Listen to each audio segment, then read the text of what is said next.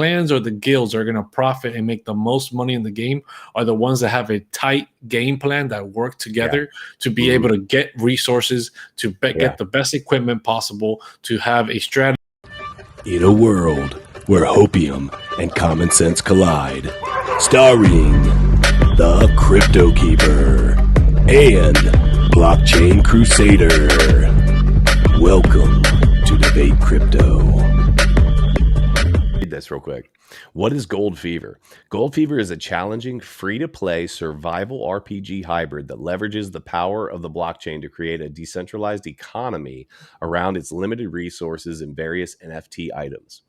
Face the horrors of the dark and haunting jungle as you engage in fast-paced battles against the opposing faction. Complete or complex terrain and widely varying character strengths and weaknesses make for intense and highly strategic fights.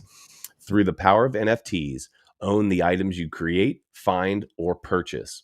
Involve in developing the infrastructure required for players to navigate and play in our huge world, or acquire expensive planes or gold tools and rent them to other players. Use our governance token to vote and dictate the future of the game. Let me just say this, Miguel. There's a lot to unpack there, right? And so I think one of the cool things, and we've talked a little bit about this with our community, with Debate Crypto Academy.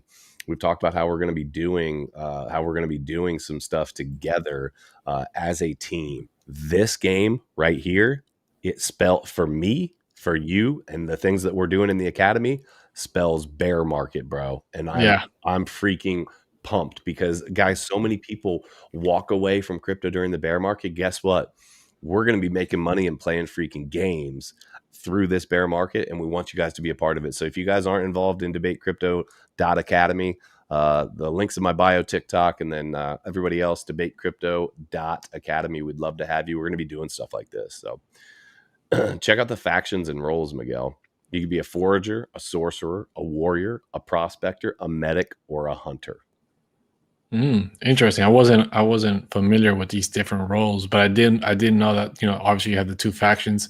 If you're in the tribe, you're basically, your whole purpose is to try to kill or prevent or destroy the equipment of the adventurers, right? Prevent the adventurers from succeeding in extracting gold.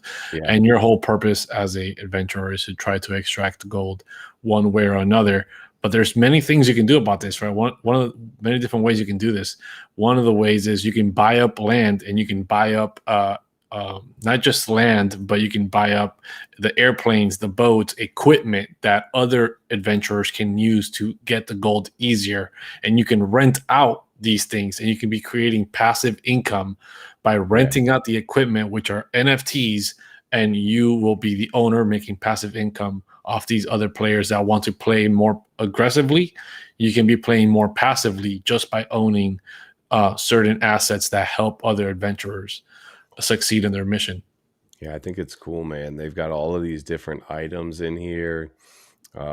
It's got all the different attributes: health, energy, food, hydration, condition. Yeah, it's a survival game too, right? It's not just a going in there and mining gold. It's a survival game. So anyone that's played anything like Rust, or has played anything like I think it's called The Island or something like that, where you're literally surviving on an island from natives that are cannibals.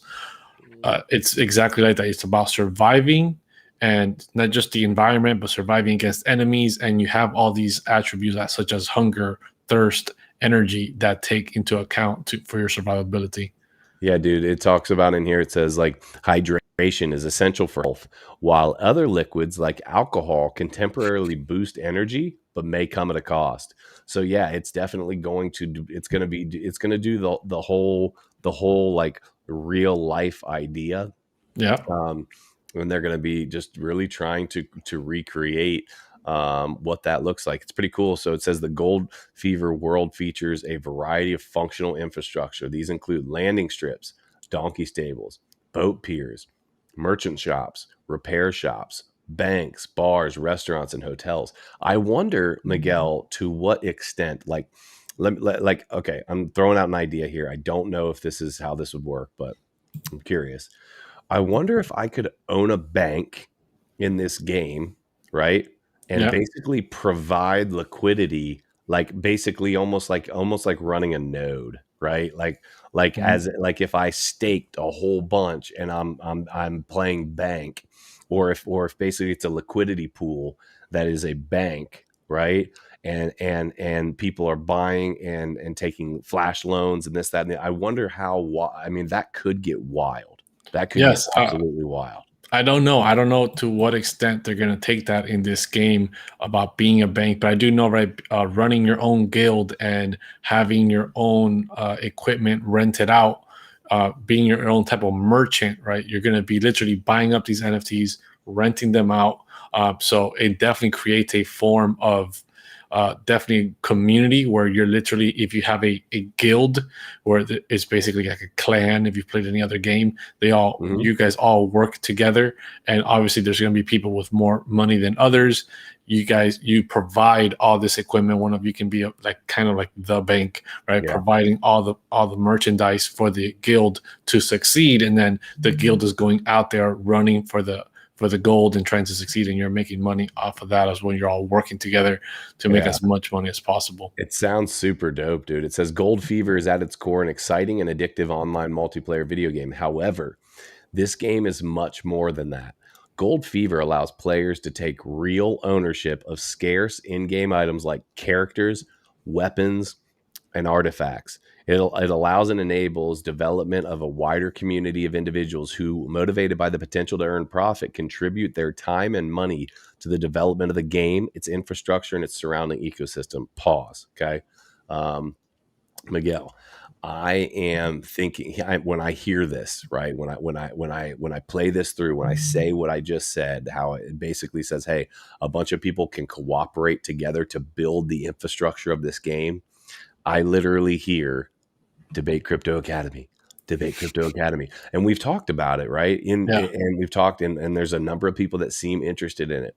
The thing is, we want to make money. Now, listen, it's always fun when you're making money, but people tend to kind of just meander away from the whole crypto space when all the prices are just absolutely like wah, wah. And so what I'm excited for is if we can get ourselves set up and in a good position moving towards that point, if we're able to take profits the way we want to take profits, if we're able to do the things that we have been game planning on doing, then guess what? We can stake how we want to stake. We can dollar cost average how we want to dollar cost average. And then in the meantime, we can cooperate as a team to build this ecosystem. Like, think about how cool it would be if we literally like had our own like DCA little city, little campsite or whatever. And we literally, hey, who's taking care of, renting tools today? Who's taking care of this? Who's taking care of that? I'm really interested to see how advanced this gets, dude. It sounds really cool. Yeah, dude, the thing is, these games will make you you'll be most profitable when you belong to a community, right? That is the way to succeed in these games.